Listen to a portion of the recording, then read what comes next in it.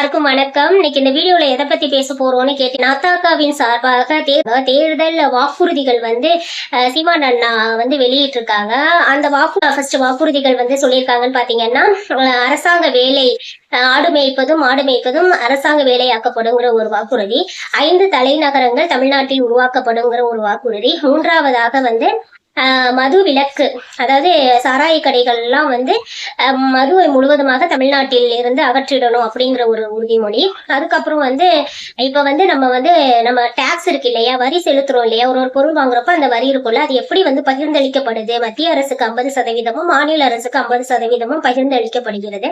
அதை எப்படி மாத்தலாம் அப்படின்னா, மாநில அரசுக்கு 75%, மத்திய அரசுக்கு 25% மாற்றி அமைக்கப்படும் அப்படிங்கிற ஒரு வாக்குறுதியும் கொடுத்திருக்காங்க. ஆமா, இப்ப மத்திய அரசு மாநில அரசுக்குலாம் நம்மளுடைய காசு அவங்க கிட்ட ஜாஸ்தி போகும் இல்லையா, அப்ப அந்த காசை நமக்கு திருப்பி தருவாங்களான்னு தெரியாது. அதாவது மற்ற விஷயங்களுக்காக பயன்படுத்துவாங்க, மற்ற மாநிலங்களுக்காக கூட அவங்க உபயோகப்படுத்துறதுக்கான வாய்ப்பு இருக்கு. நம்ம சம்பாரிச்சு அவங்களுக்கு கொடுக்கணும்னு என்ன அவசியம் இருக்கு? நம்ம ஒரு விஷயத்த சொல்லியிருக்காங்க. இதுல எனக்கு ரொம்ப ரொம்ப பிடித்தமான ஒரு விஷயம் என்னன்னு கேட்டீங்கன்னா, இந்த 5 தலைநகரங்கள் உருவாக்கப்படும் அப்படிங்கிறது. ஏன்னா நான் எப்போதுமே என்ன நினைப்பேன்னா, இப்ப சென்னையை மட்டுமே எல்லாரும் போக்கஸ் பண்ற மாதிரி ஒரு விஷயம் இருக்கும். ஏன்னா எல்லாரும் வெளியூர்ல இருந்து வேலைக்கு வர்றவங்க எல்லாமே பாத்தீங்கன்னா சென்னையே போக்கஸ்டா இருக்கும். சென்னை ஒரு குட்டியான ஒரு நகரம், சரிங்களா? அது அத நிறைய பேர் அங்க வர்றதுனால இப்ப வேலை தேடி நிறைய இப்ப எல்லா மாவட்டங்களிலிருந்து சென்னையை நோக்கி தான் வர்றாங்க. சென்ட்ரலா சென்னை இருக்கிறதுனால, தலைநகரமாக இருக்கிறதுனால அங்க நிறைய ஐடி பார்க்ஸ் வரும், நிறைய தொழிற்சாலைகள் இருக்கும். இந்த மாதிரி நிறைய வேலை வாய்ப்புகளுக்கான சாத்தியக்கூறுகள் நிறைய இருக்கும். அதனால எல்லா மாவட்டங்களிலும் இருந்து அங்கேதான் வர்றாங்க. அப்படி வர்றப்ப சென்னையோட பரப்பளவு குட்டியான இடம், ஆனா நிறைய பேர் இருக்கவே. முன்னாடி எல்லாம் தாம்பரமே சென்னையா இருந்துச்சு, இப்ப செங்கல்பட்டு விழுப்புரம் வரைக்கும் சென்னை அப்படிங்கிற ரேஞ்சுக்கு ஆயிடுச்சு. ஓகே, அதனால அப்ப மக்களுக்கு இட வசதி இருக்காது, அப்புறம் தண்ணீர் வசதி இருக்காது, ரொம்ப கன்ஜஸ்டடா இருக்க மாதிரியான ஒரு விஷயங்கள் இருக்கும். ரொம்ப ரொம்ப முக்கியமானது, இந்த ஹாஸ்டல் எல்லாம் பிள்ளைகள் தங்கி படிக்கிற மாதிரி வரும். அப்ப ஹாஸ்டல் ஃபீஸ் எல்லாம் ஏத்திடுவாங்க. நிறைய பிள்ளை ஒரு டைமும் பஸ்ஸுக்கு போகணும், அவ்வளவு ரஷ்ஷா இருக்கும், கூட்டமா இருக்கும், இந்த மாதிரி எல்லாம் இருக்கும்.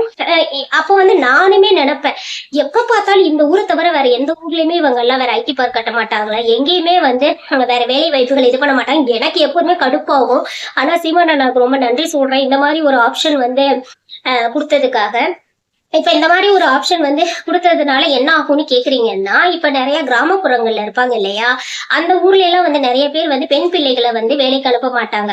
இவன் படிச்சிருந்தாலும், சென்னையாப்பா, அந்த ஊர்ல போய் எதுக்குப்பா வேலை பார்க்கணும் அப்படிங்கிற ஒரு மைண்ட் செட் அவங்களுக்கு இருக்கும். ஓகே, அதனால அனுப்ப மாட்டாங்க. இப்ப அவங்க ஊருக்குள்ளேன்னா அப்பாவோ தன்னனோ தம்பியோ யாரோ கூட்டு வந்த மாதிரி இருந்துச்சுன்னா அவங்களுக்கு அது வசதியா இருக்கும், வேலைக்கு அனுப்பவும் இருக்கும். அதனால இதன் மூலமாக ஒரு உமன் எம்பவர்மெண்ட் இது பண்ண முடியும், பெண்களுக்கான வேலை வாய்ப்புகளை ஜாஸ்தி பண்ண முடியும். அவர்கள் மூலமாக வருமானம் கிடைக்கிற மாதிரியான விஷயங்கள் செய்ய முடியும். அவங்க சுயமாக சம்பாதிக்கக்கூடிய ஆற்றலை ஏற்படுத்த முடியும். இது ஒண்ணு. ரெண்டாவது ஒரு விஷயம் எல்லாருமே விவசாயிகள் எல்லாரும் நம்மளுடைய விவசாய நிலத்தை விட்டுட்டு வேற எங்கேயும் போகணும்னு நினைக்க மாட்டாங்க. அது ஒரு உண்மையான ஒரு விஷயம்.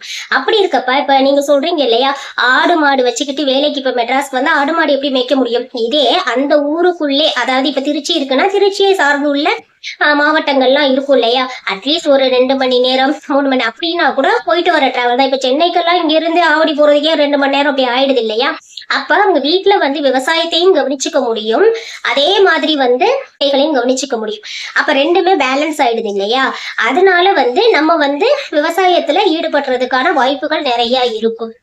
இது ஒரு விஷயம். நிறைய ஆண்கள் நிறைய பேர் கிராமங்கள்ல எல்லாம் பார்த்திருக்கேன் நானு, நிறைய வேலை வாய்ப்புகள். ஏன்னா அவங்கனால வயல்கள் இதெல்லாம் விட்டுட்டு வெளியிலயும் போக முடியாது, அங்கேயேதான் இருந்தாகணும். ஏன்னா நிறைய பேருக்கு பயம் இருக்கும், நம்ம பாட்டுக்கு விட்டுட்டு போயிட்டோம்னா இந்த வரப்பெல்லாம். ஏன்னா அவங்க உயிரோட ஒன்றிய ஒரு விஷயம் வயல்வெளிகள் எல்லாமே. அப்ப இதை என்ன தப்பா போய்கிட்டு அப்படின்னு சொல்லிட்டு அவங்களுக்கு ஒரு விஷயம் தோணும். அதனால கஷ்டமோ நஷ்டமோ நம்ம ஊர்லயே இருந்துருவோம் அப்படிங்கிற ஒரு விஷயம் இருக்கும். அப்படி இருக்கிற பட்சத்துல நம்ம அந்தந்த கொஞ்சம் ஒரு 5 கேபிட்டல் உருவாக்குறப்ப அங்கங்க பக்கத்துல இருக்கவங்க வேலை செஞ்சுட்டு போவாங்க. வேலை செஞ்சுட்டு போறதுக்கான வாய்ப்புகள் ஏற்படுத்தி தரப்படும் இல்லையா. அப்ப அவங்களுடைய வாழ்வாதாரம் அதிகரிக்கும். இப்ப நிறைய பேர் அந்த விவசாய நிலத்தை வச்சிட்டு இருக்கப்ப என்ன ஆகும்னு கேட்டீங்கன்னா, நிறைய பேர் விக்கிற மாதிரியான சூழ்நிலைகள்லாம் வரும். ஏன்னா பிள்ளைகளை படிக்க வைக்கணும், காசு இருக்காது, விவசாயத்துல நிறைய நஷ்டங்கள் ஏற்படும். அந்த மாதிரி இருக்கிறப்ப அவங்க பேலன்ஸ் பண்ணணும் அப்படின்னா இந்த மாதிரி இருந்துச்சுன்னா நிறைய இப்ப இன்னொரு தலைநகரம் அப்படி உருவாகுதுன்னா அதை சுத்தி நிறைய வந்து ஐடி பார்க்ஸ் வரும், நிறைய தொழிற்சாலைகள் உருவாக்கப்படும். அப்போ வந்து நிறைய வேலை வாய்ப்புகள் வந்து அதிகரிக்கும். அப்ப வேலை வாய்ப்புகள் அதிகரிப்ப அந்த பக்கத்துல இருக்க கிராமப்புறங்களில் இருந்து மக்கள் எல்லாம் வருவாங்க. ஓகே, அதை விட்டுட்டு நம்ம ஒரே ஒரு இடத்துல இருக்கப்ப எல்லா இடத்துலயும் வரமாட்டாங்க. முக்கியமா இன்னொரு விஷயம் என்னன்னா சேஃப்டி, பெண்களுக்கு வந்து பாதுகாப்பு. இப்ப சென்னைனாவே ஐயோ பொம்பளை பிள்ளைங்க எல்லாம் பாதுகாப்பா இருக்க முடியாதுன்னு நிறைய பேர் அனுப்ப மாட்டாங்க. நம்ம ஊர்லயே இருந்து சேஃப்டியா இருந்துக்கிட்டுப்பா 10,000 ரூபாய் சம்பாரிச்சா நம்ம ஊர்லயே பொம்பளை பிள்ளையா, முக்கியமா வந்து பொம்பளை பிள்ளைக்கு பாதுகாப்பு தான்ப்பா முக்கியம், வேலையோட படிக்கிறதெல்லாம் அப்படின்னு சொல்லிட்டு அந்த மாதிரி ஒரு விஷயம் இருக்கும் இல்லையா.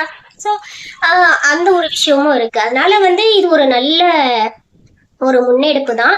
ஆனா வந்து நம்ம மக்கள் எல்லாரும் நிறைய பேர் வந்து என்பிகேக்கு ஏன் ஓட்டு போடணும், அவங்க வந்து எந்த விஷயத்த சாதிக்க போறாங்கன்னு சொல்றாங்க இல்லையா.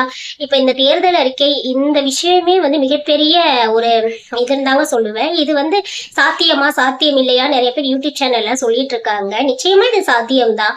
இப்ப வந்து இதுக்கு உதாரணமே வந்து ராஜராஜ சோழன் அவர்கள் இருந்தாங்க. அவங்க வந்து கங்கை கொண்ட சோழபுரத்துக்கு வந்து மாத்தினாங்க இல்லையா தலைநகர தஞ்சாவூரில் இருந்து. அவங்கவுங்களுடைய என்ன சொல்றது விருப்பத்திற்கு ஏற்பன்னு கிடையாது. அதாவது ஒரு விஷயத்த முன்னெடுத்து முன்னேறணும் அப்படிங்கிற பாயிண்ட்ல வந்து அதை வந்து செய்யறப்ப ராஜேந்திர சோழன் அவர்கள் வந்து செய்தது ஒரு அறிவுபூர்வமான ஒரு விஷயம் எல்லா இடங்களையும். அதே மாதிரி வந்து இப்பவும் நம்ம வந்து இந்த மாதிரி இடப்பற்றாக்குறையை கம்மி பண்ணணும், இந்த மாதிரி கன்ஜஸ்டடா இருக்கிறத வந்து கம்மி பண்ணணும், மக்கள் வாழ்வாதாரத்தை அதிகரிக்க செய்யணும், மேம்படுத்தணும். இப்பெல்லாம் வந்து கிராமப்புறங்கள்ல நிறைய பேர் வந்து கை கட்டி கடன் வாங்கி எத்தனை பேர் செத்து போறவங்களா இருக்காங்க தெரியுங்களாங்க. நல்ல விஷயங்கள் வரப்ப வரவேற்கலாங்க. நம்ம வந்து எந்த அளவுக்கு விமர்சனம் வைக்கிறதுக்கு உரிமை உண்டோ அதே மாதிரி ஒரு நல்ல விஷயங்கள் நடக்கும் பொழுது அதை ஆதரிப்பதற்கும் நமக்கு மனம் வேண்டும், உரிமையும் வேண்டும். நன்றி மக்களே.